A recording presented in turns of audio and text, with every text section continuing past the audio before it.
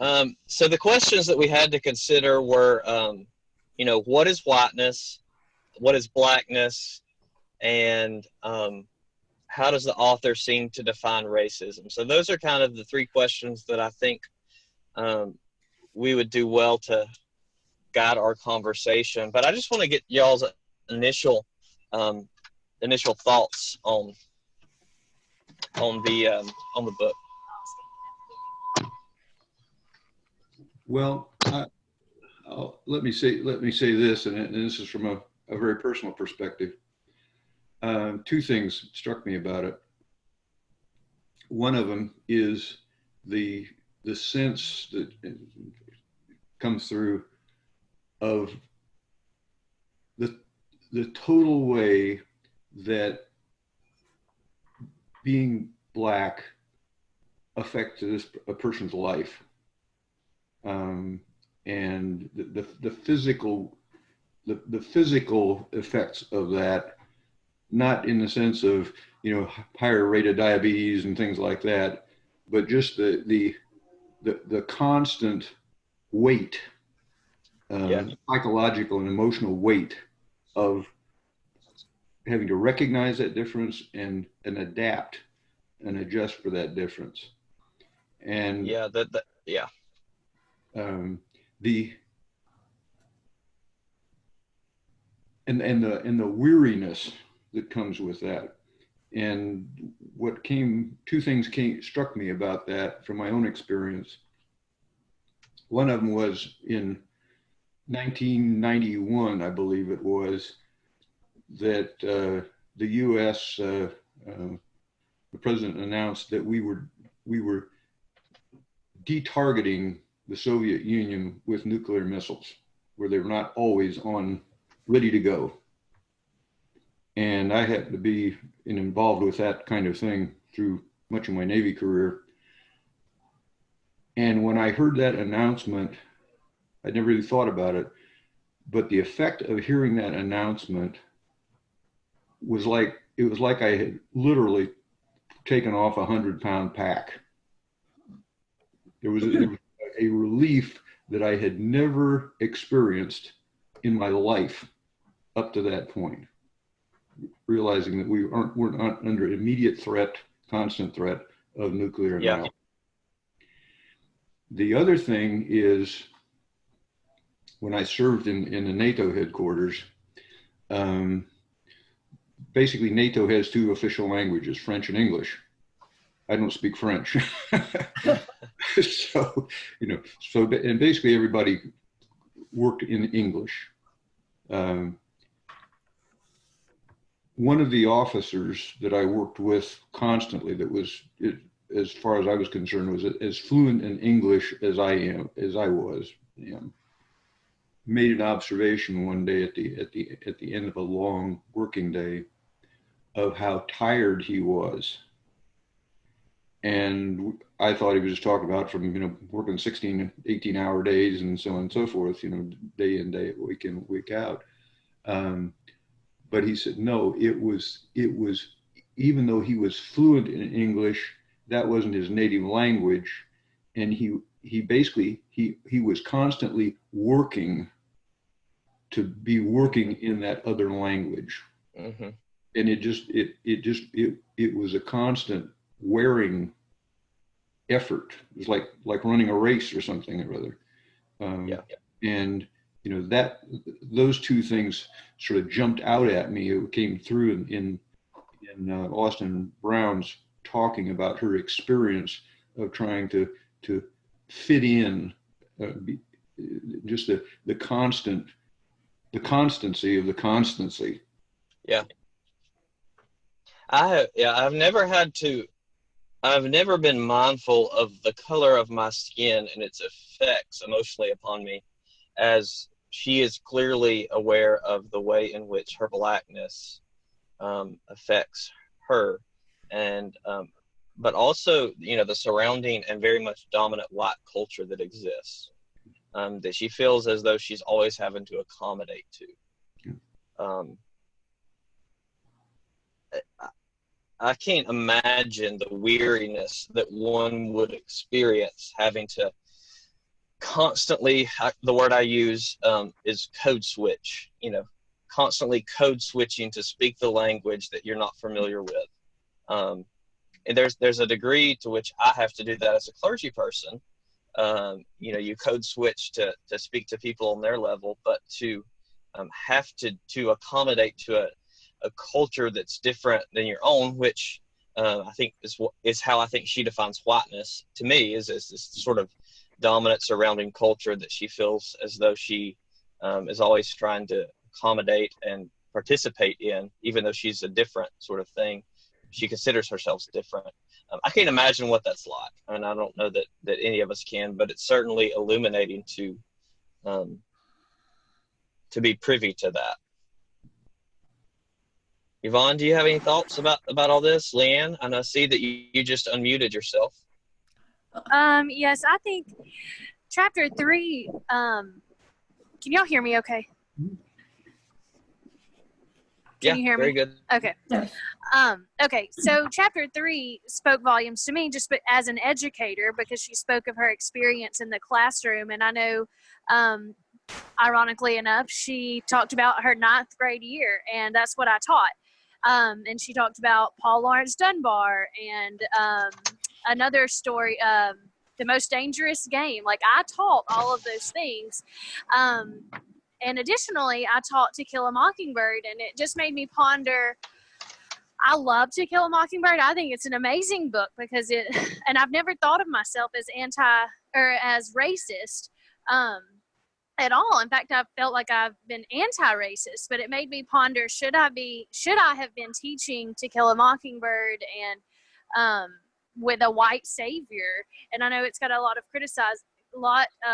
criticism in the last few years because of the white savior factor to it. And I think in my later years in the classroom, I did teach it alongside a book called All American Boys, and it's written by a Black author, Jason Reynolds.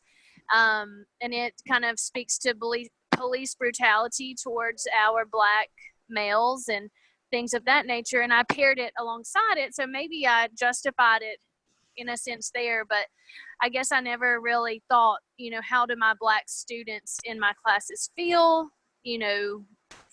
Should I don't know, should I have discussed race more? It just made me have all sorts of questions on, was I doing the right thing when I was teaching that? Well, I don't know that this fits in with what y'all have been saying, but I want to tell you something that I experienced.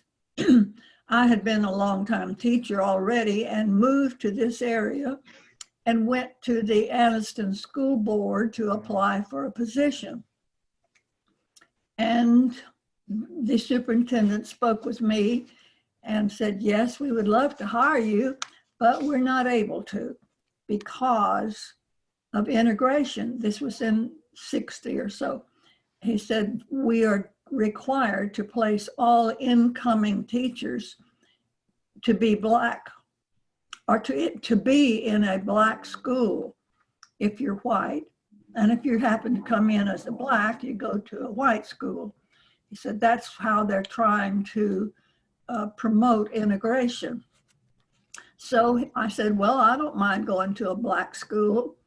So he said, well, you go and speak with the principal at West 12th Street. That's a school that no longer exists.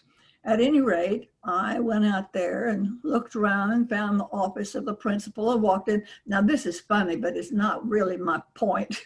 I saw no one except one very dark-skinned man sitting at a desk. And I thought, well, is that the principal? And I walked up to him and I said, my name is, well, at the time, I need to clarify this. My name was Yvonne Black at the time. And I walked to him and I said, good morning, my name is Yvonne Black and I would like to speak with the principal about possibly teaching here. And he stood and very graciously offered his hand and said, I'm Albert White and I am the principal. So we did not have the proper names for our skin color. Nevertheless. Mm-hmm. I do think that's relevant in the sense that you had a response that was different than one of Austin Brown's classmates. If you recall in the story, she has a white classmate who does not get accepted. I think it's to the University of Michigan, and you had an opportunity. You could have responded to integration in the same way that this classmate responded to affirmative action. And instead of acknowledging that perhaps she wasn't academically qualified to attend the University of Michigan, instead, of course, she blames it on affirmative action. You have a very different response. You just say, okay, well, I'll go where I'm sent, and where I can find a job. So I think it's a very different. Well, you're right. You certainly didn't exhibit what she alludes to, but doesn't call white fragility, right? So white fragility. I wonder how that should be defined. What is white fragility? Jim might be able to define this better than me, but I think what I would, define it as a sense of entitlement to jobs, education, resources, and the sensation that when other people are acquiring the same level of resources, jobs, opportunities, one experiences a frustration or an anger. I hear you. That how dare these people attain what I believe is mine? A sense of white entitlement to these sorts of things. Well, just as a side note, I did accept the position there. It was to teach the second grade. There was one little white child in there and about 20 black children. And so I thought, okay, I'm just going to treat these like regular children. Well, fine, but they didn't quite speak the same language in some ways. There was some candy bar that I can't remember right now the name of it, but anyway, when they said it, it didn't sound a bit like when somebody else would say it. But the children, they would come and pet my hair, and like, we've never seen hair like yours. And I understood that. And they just pet it away. But that was an awakening to me also of the tragedy of American education at the time of the black people, because they did not have the supplies, they did not have the training, the teachers to go with work they needed to do. Okay, enough. Well, I will say one of the biggest things it has caused me to question as I have thought about it was the way her mother responded to her about integration, and how integration just completely, in some ways, decimated blackness and black culture. And I never thought about that, because separate but equal was what things were supposed to be. The claim apparently by many, and I'm very young and history gets redacted as it's taught, was that obviously things were not equal, but we just make the assumption that all African Americans wanted integration and wanted to be able to attend white businesses, when in reality, clearly and apparently, there were African Americans who just wanted equal facilities. Right. And that perhaps we did a disservice to African Americans or Black Americans, whichever you prefer, in not preserving the culture that Black barbershops and Black restaurants and Black schools. In some ways, we have preserved these through HBCUs. You listen to somebody who's been able to attend an HBCU, a historic Black college or university, and it's a very liberating experience to be among other Black Americans, to be able to fully embrace your culture and not have to accommodate to a dominant white culture. So that's really eye-opening to me, and I'm not sure what we do with that. I really don't know what you do with that. You can't turn it back. Yeah, you can't turn it back. And I've always kind of lamented that worship on Sunday mornings is one of the most segregated hours, and we hear that, spoken frequently and reiterated.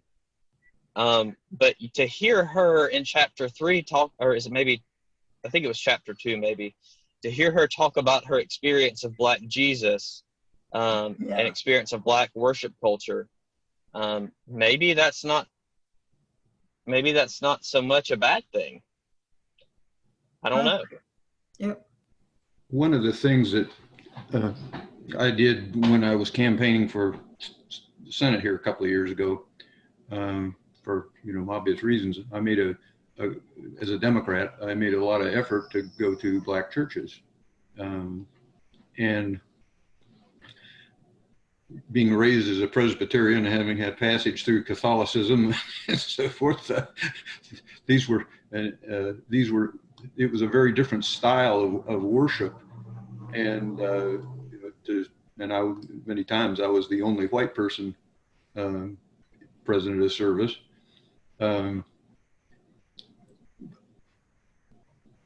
I did some research and I found an article that gave me an insight into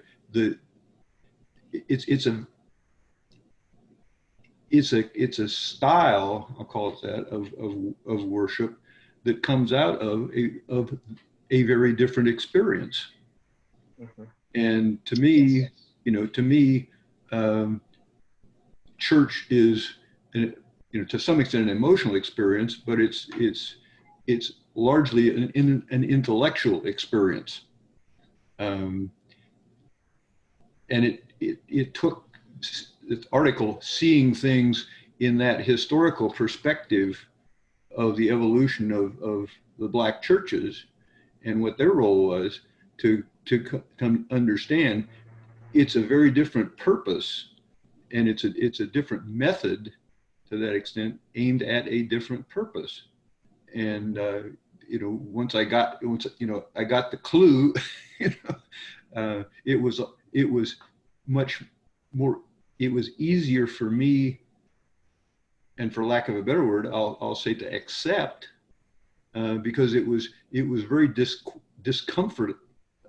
uncomfortable for me to be present in that environment, and alone, usually, like what Austin Brown describes, not understanding what was going on. Once I understood what was going on, I said, okay, this is fine. It's not me, but right. And I'm fine. But it's fine. There's nothing wrong here. Right. Exactly.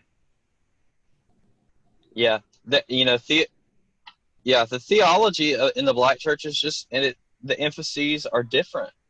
One of the books I have on my shelf is James Cone. She makes allusion to James Cone, who was a famous theologian who died a few years ago, emphasized and really developed Black theology. Of course, he didn't develop Black theology. He sort of put words to it. Black theology had already existed in churches in the South and in different places like that, but he put words to it. And one of the hallmarks of Black theology is an emphasis upon the presence of Christ and the suffering of Christ with us, because Black people, as the hymns that they sing and their lived experience is that they've been suffering for a long time. And as she gives service to in the book, the emphasis in the preaching is oftentimes very, very different than you would hear in the white church.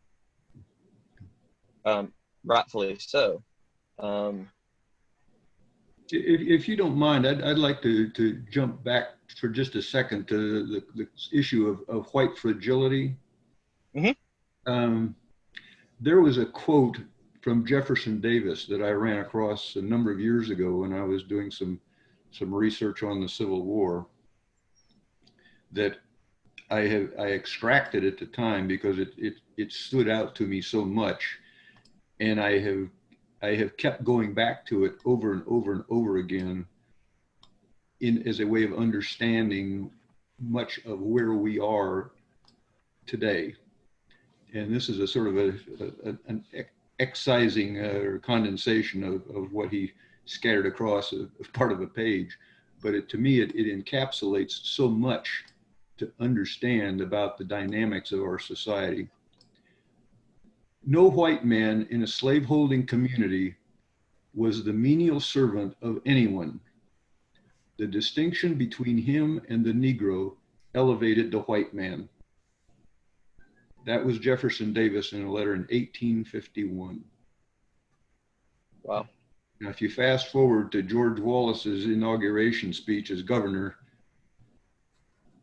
segregation now, segregation forever, the greatest, in defense of the greatest race that ever trod the earth, so on and so forth. You know, to me, it's two dots defining a line.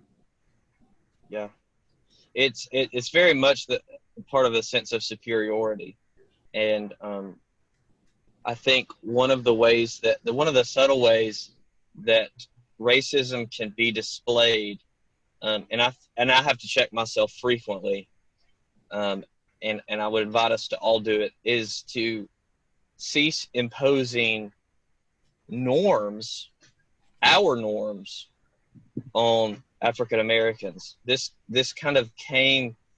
was obvious to me when we were at the Black Lives Matter gathering in the park, and the speaker Lessa, who was very angry, was shouting and whatnot. And for those who were gathered, who were white, it's unacceptable for us to have those sort of those visceral displays of emotion. Culturally, for us, we would describe it as rude, as bad behavior.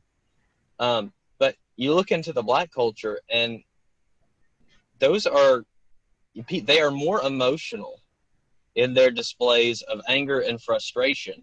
And so we have to be careful when we want to pigeonhole people into our cultural assumptions and norms. Because I think when we do that, we display a sort of racism. I think one of the other ways that we do it, and we're not mindful of it, is when we go to the movie theater. This is just one way that's obvious to me. And if you're in the movie theater, and if you're watching a funny movie or you're watching a scary movie and there happen to be Black Americans in there, they are going to be louder in their response to what's going on, typically, than white Americans. And so our temptation is going to be to shame them or think, I wish they would hush. We're trying to enjoy this movie. But we don't even realize that when we do that, we're expecting them to accommodate to a particular understanding of decorum that is foreign to them.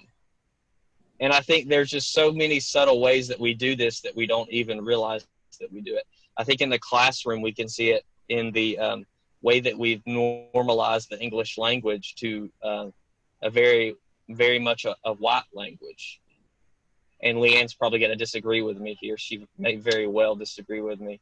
But sometimes the way that Black Americans will form their sentences do not subscribe to the particular grammatically correct way.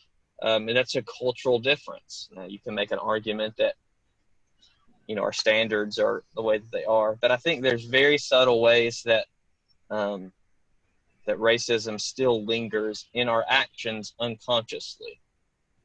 Let me throw out a kind of a funny anecdote related to that, which again, I find I'm constantly checking myself, probably not often enough. 40 years ago, I lived in Indianapolis in a neighborhood that was reviving, it was coming back. My next door neighbor was a Black family, or next door neighbor was a Black family. The husband was an assembler at the Ford plant there. I had my doctorate and so forth and was working for state government. So for a whole lot of reasons, we were very different backgrounds, but very friendly.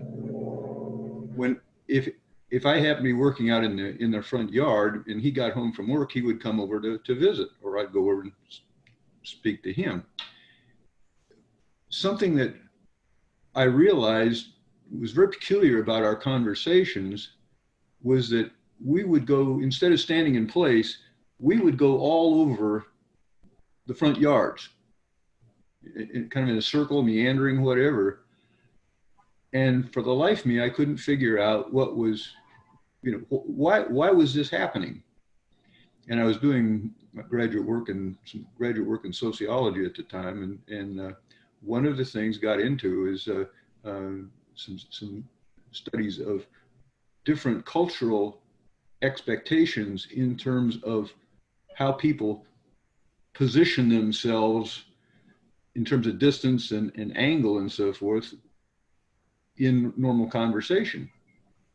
Well, there was a statistically significant difference between whites and blacks in terms of both physical distance and also the angle that people adopted when they were talking. Whites tend to be sort of at oblique angles to each other and further apart. Blacks tend to be very close and sort of in your face. Mm-hmm. And when I read that, the light bulb went on that what was happening when John and I were having a conversation was that we were each trying to establish their proper, relationship, and I was trying to get move separated, and he was trying to get close, and so I was backing all over our front yards. During our conversations. Well, once I realized that, I made a conscious effort. Okay, we're carrying a conversation. Stand fast. Yeah. And everything. That's so funny. And everything was fine. But there are so many of those kinds of things that we're absolutely unconscious of. And the response is, in that sense, it screws up things. Now you think in terms of police interactions, with white police, black person interactions, those are the kinds of things that can make life and death differences. Yes. Yes, you're correct. And I think, I'll kind of want to close here shortly. But I just think what comes to my mind is, it's so challenging for me, and here I am showing my sort of white fragility, to imagine having to code switch, to think about, is this the way that I should stand, to use your story? How should I stand when I'm talking to Black Americans? How should I increase the level of my voice when I talk? What are these things that I should do? It is so overwhelming to think about that, and I cannot imagine being a Black American and having to constantly, as our author does in her story of being immersed in white culture, constantly being aware of whether or not she is interacting with white Americans in a way that's socially acceptable and appropriate. I cannot imagine the burden, to bring it back to what we talked about. Well, does anybody have anything else? I've enjoyed our conversation today. Been good, and I thank you for leading us. Let me just throw out one last thing. Struck me about this, and that goes to her parents' choice to name her basically a white male name. And then sort of her whole life experience of we'll use your term, code switching. In the early 1970s, my wife at the time and I looked at adopting a Black child. And one of my Navy acquaintances was a Black officer who had been one of the pioneers in race relations during the Vietnam War. And his wife was a very light-skinned Black person whose father had been the superintendent of the defense education system in Europe. Bill had quite an extraordinary experience himself. So I sat down and we talked about this, and Bill very strongly counseled against our adopting a Black child. Mm-hmm. As he said, the difficulties that a child would face growing up in a white household and having to deal with the cross-cultural things, this was just more of a burden than probably any of us should undertake. Yeah. And that very much came to mind to me when I started reading this book. Mm-hmm. In some ways, she's had the worst of both worlds. Yeah. And seems to have still made it. I'm interested to see where her story goes, and it seems to have still made it, and seems to have a pretty strong faith as a result of it all. I have often thought about the children of mixed marriages and how they dealt with that. And I see now that I'm not the only one questioning that. Nevertheless, let me tell you this strange thought that I have. There seem to be more and more children who are apparently mixed. I think that the number of children being born by mixed race parents is increasing. And I wonder, is this God's way to make us eventually all the same color? So just let me know. That's an interesting thought. Mm-hmm. I don't have an answer to that. It certainly, I could imagine it certainly breaking down the barriers. Yeah. You have cultural differences. What kind of culture does that become? What does it look like? I don't know. Maybe that's for the future. For the future. For the future. Well, all right, guys. Well, I thank you for our conversation. And next Wednesday, same time, same place, we will kind of discuss the next 3 chapters and see where that takes us and what kind of conversation that stimulates. Will it be will it be the same meeting link? Same meeting link. Absolutely. Keep it simple. Okay. And thank y'all for being able to be recorded. And we'll share this with those who were not able to attend, but who have expressed interest. And then those who were not able to participate in the conversation or unwilling to be on camera. So a lot of people don't like Zoom. So we'll share this with them. But thank y'all. And I hope y'all have a wonderful week. Good. Thank you. You too. Bye, man.